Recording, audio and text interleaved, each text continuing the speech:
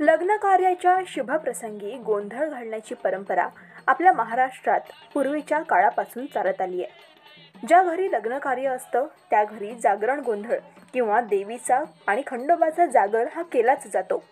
मात्र महाराष्ट्रात गोंधळाची परंपरा नेमकी कशी सुरू झाली आणि लग्न कार्याच्या प्रसंगी गोंधळ घालण्याचं नेमकं काय महत्त्व असतं जाणून घेऊया। लग्नामध्ये गोंधळ का घातला जातो?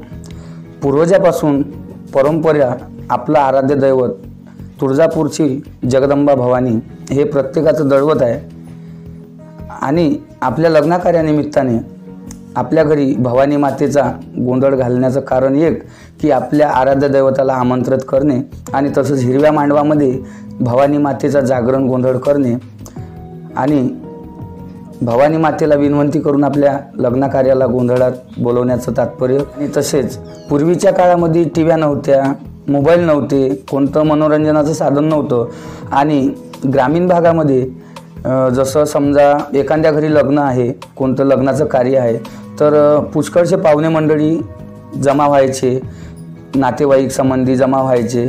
तर मग मनोरंजनासाठी अंगणामध्ये हिरव्या मांडवामध्ये एकीकडे हळद लावण्याचा कार्यक्रम चालायचा, जसं नवरा किंवा नवरीला हळद लावायची, तसेच एका बाजूला जागरण गोंधळाचा कार्यक्रम चालायचा। त्याच्यामध्ये पाहुणे मंडळीची मनोरंजन बी व्हायचं आणि समजा ते रात्र हसत्या खेळण्यामध्ये निघून जायची आणि तसा एक जगदंबा भवानीचा आराध्य दैवताची पूजा पाठ वगैरे करून भवानी मातेला आपल्या गोंधळात आपल्या घरी लग्नाकार्यानिमित्ताने आमंत्रण द्यायचे। आपल्या लग्नाकार्यामध्ये कोणती बाधा येऊ नये, आपल्या लग्नाकार्यामध्ये शुभ कार्य निपटावे आणि कोणतं काही अडचण यावे नाही यासाठी आपल्या मागे जे राहू केतू शनी चक्रग्रह आहे तर यासाठी भवानी मातेला नम्र विनंती करून आपल्या मागचं राहू केतू शनी ग्रह टळून जावे आणि शुभ कार्यामध्ये आपल्या लग्न कार्यामध्ये सगळा आनंद व्हावे यामुळे भवानी मातेचा आपल्या कुलदैवतेचा गोंधळ घातला जातो। गोंधळाच्या माध्यमातून आपल्या कुलदैवतेला आवाहन करतो, भवानी मातेला